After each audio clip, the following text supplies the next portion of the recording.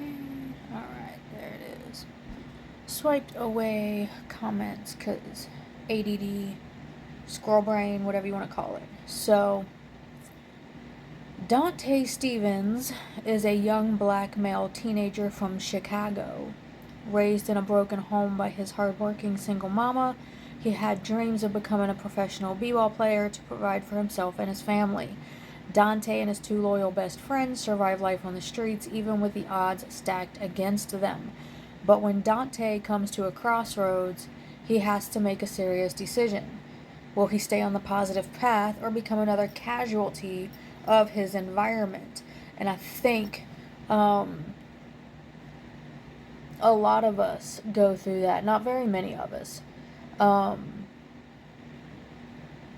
there are certain areas in certain areas of the world that can keep you down. And there's gangs, and there's shootings, and there's violence, and there's poverty, and it's worse in some places than others. This does not mean that what you go through is any less traumatic than what they went through. It does not mean what they went through is any more or less traumatic than what you went through, because it's traumatic for the individual that goes through it. But ultimately, as he says here, life is based on choices. We all have choices. We all have choices, and I have dogs. I'm sorry. We all have choices, and it is ultimately up to us how we live our life and where we live our life. This does not mean that we can all afford to just go live into a millionaire, neighborhood. Thank you. That's kind of glued together.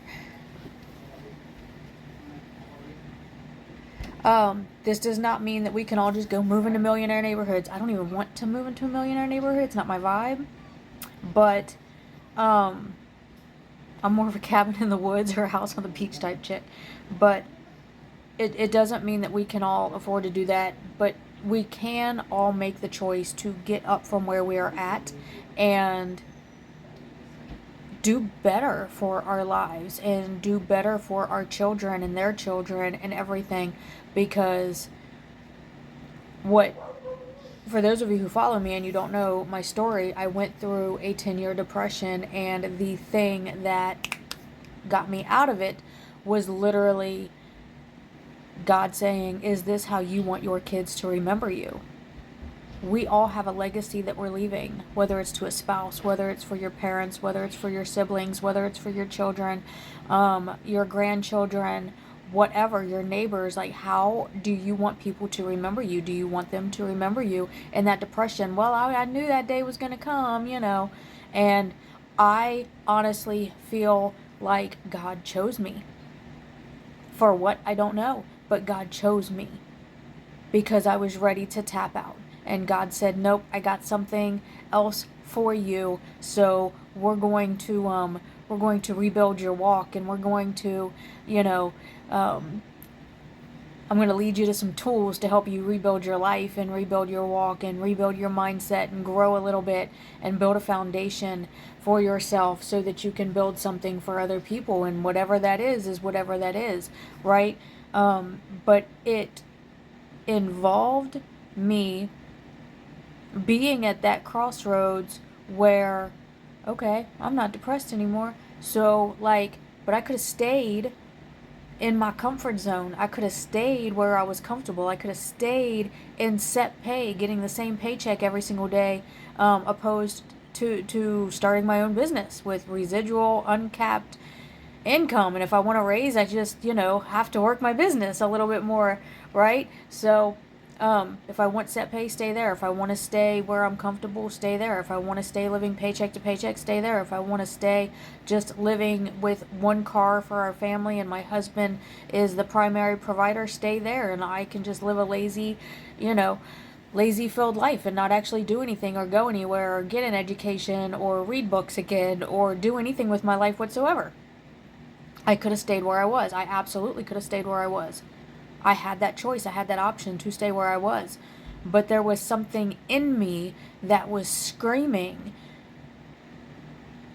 to get out. Kind of like being buried alive, and you're scratching and clawing to get out. And I literally physically looked at my husband and I said, I cannot live here anymore. We lived in government housing for 15 years. We lived on assistance for 20 years. I lived in that depression for just over 10 years.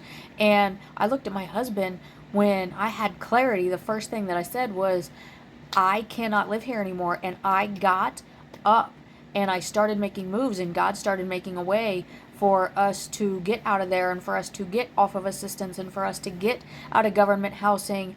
And I have a book collection now, and I'm starting a business now, and I'm picking myself up, and every single day is a battle, and every single day I can choose to stay in bed. Every single day you're at that crossroads. God wakes you up, you're at a crossroads. You can stay in bed, you can hit that snooze button, and you can just do your routine or whatever, right? Or you can get up and be unapologetic about your life and your choices, share your story, and help others get through it. Because the more that you share your story with somebody else, the more they're going to see that they are not alone. Everybody hashtags mental health matters, but nobody does anything to make mental health matter. Nobody does anything to actually stop the gang violence. Nobody does anything to actually stop the poverty. And there's always going to be poor. That's in scripture. There's always going to be poor. But poverty is something different. Poverty is something that people can get themselves out of. And it's as simple as getting up and making the choice to, I don't want to live like this anymore. I don't want to live here anymore. And actually getting up and making moves to do something different with your life, to do something different, to start talking different, start moving different. And if people around you don't like it, that's on them. You can't let them hold you back. You can't let them dictate where you go in life, because it's not up to them. It's not up to them. It's not up to your neighbors. It's not up to the gangbangers. It's not up to the enemies in your head. It's not up to any of that. It is up to you getting up and deciding you don't want to live like that anymore and doing something about it and being unapologetic about it. I am not sorry that I got up and got my family out of government housing. I am not sorry that I joined a network marketing company that has helped change my life. I am not sorry that I got back in church, and I am a Christian, and I am unapologetically a Christian, and I am a proud follower of Christ over, what everybody else is following, right? Because they're going to end up following something off of a cliff, and I'm going to be over here like, I don't even know, right? But I'm following Jesus. I'm not following a bunch of, I don't even know right now. But you have to make that decision to get up. You have to make that decision. You have to take that risk to do something different. You have to take that chance on yourself to live better. You're gifted every day, and we're not promised tomorrow. So if God wakes you up today, you have today. You have today to make a difference. You have you have today to do something different. You have today to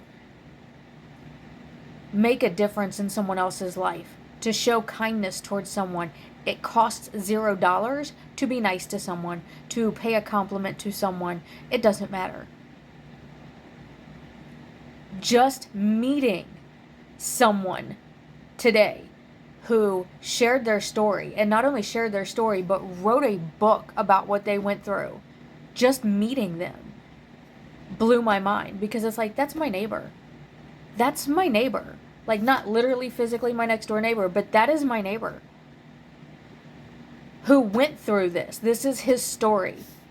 And he shared it and he wrote it down so that you and I can know that doesn't matter what you go through, you can overcome it, right?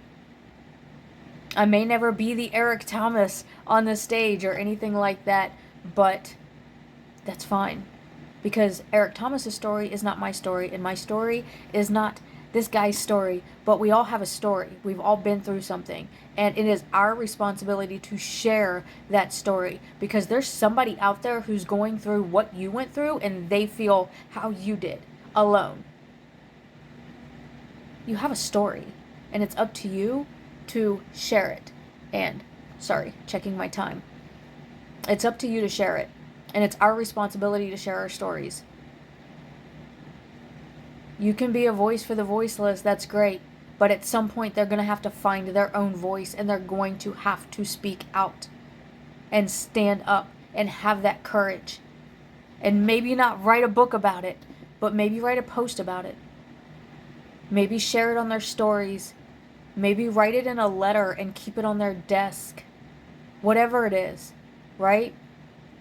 Maybe meeting someone and they're sharing their story, and what they went through is exactly what you went through, but they have the courage to share it, and that gives you the courage to share it. So share your story. Don't play that victim role. Oh, well, I live in this neighborhood and I live in this environment, and, I can't afford this and I don't have time for that. Stop with the excuses. Cut out the distractions. What do you want for your life? Stop watching other people live the life that you can get up and go create. Because there's really nothing stopping you. If this guy can beat it through the streets of Chicago, if Eric Thomas can beat it through living in abandoned houses, if I can come through the darkest places of my life, what's stopping you? What's stopping you from getting up and creating a new legacy and rewriting your story, right? Share it.